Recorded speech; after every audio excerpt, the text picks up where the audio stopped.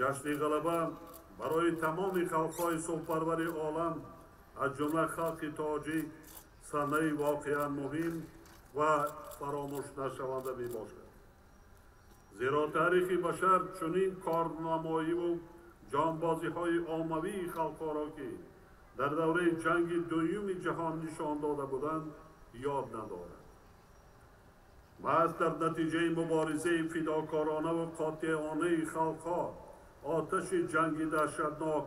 خاموش و آزادی مردم سیاره تأمین کرده شد. از اولین لحظه های آغاز جنگ مردم تاجیکستان همه ذخیره و امکانیت ها و فرزندان دلیر و شجاع خود را به جبهه سفربر نمودند. بیش از 300,000 نفر فرستادگان تاجیکستان در نبردها شجاعت و مردانگی نشان داده 92,000 نفر آنها به خاطر ادا کردن قرض فرزندی خویش در میدانهای جنگ هلاک شدند که نام نیک و کارنامه آنها در صحیفه های تاریخ خلقمان ابداً ثبت گردیده است. پاسداشتن خاطره نیک فرزندان شجاع وطن که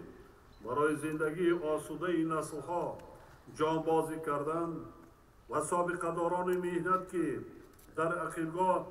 شب و روز زحمت کشیدند وظیفه مقدس و قرض وجدانی هر یک فردی جامعه می باشد.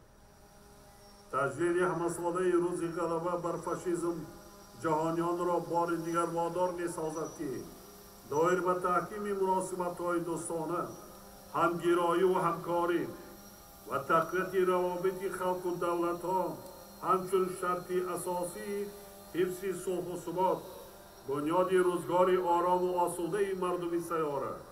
و عامل مهمترین مبارزه مشترک بر ضد نیروهای بدخواه سعی و تلاش نماید. علخصوص در شرایط ناآرام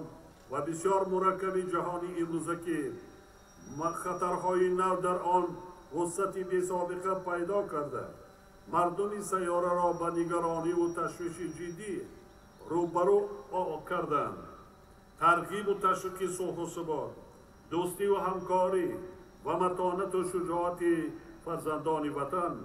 در جاده مبارزه بر ضد خطرهای معاصر از قبیل اکستریمیسم و تروریسم،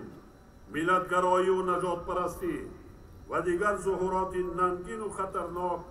اینچنین برای تربیت احساس وطن دوستی و آزادی خواهی جوانان و بلند برداشتن روحیه وطن خواهی خدمتچیان حربی قوای مسلح کشور مهم می باشد. زیرا وضع سیاره امروز نسبت به هر وقت دیگر نهایت پیچیده و مرکب گردیده است و بر ضد خطرهای معاصر تنها توسط اراده نیک خلقهای عالم و سعی و تلاش مشترک ایستادگری کردن ممکن است. اینچنین راه حل مشکلاتی که حالا انسانیت بنابر گرمشوی اقلیم و حالتهای فوق‌العاده وابسته به آن روبرو گردیده است، فقط همکاری و همگرایی بین خلق و دولت‌های گوناگون دنیا می باشد.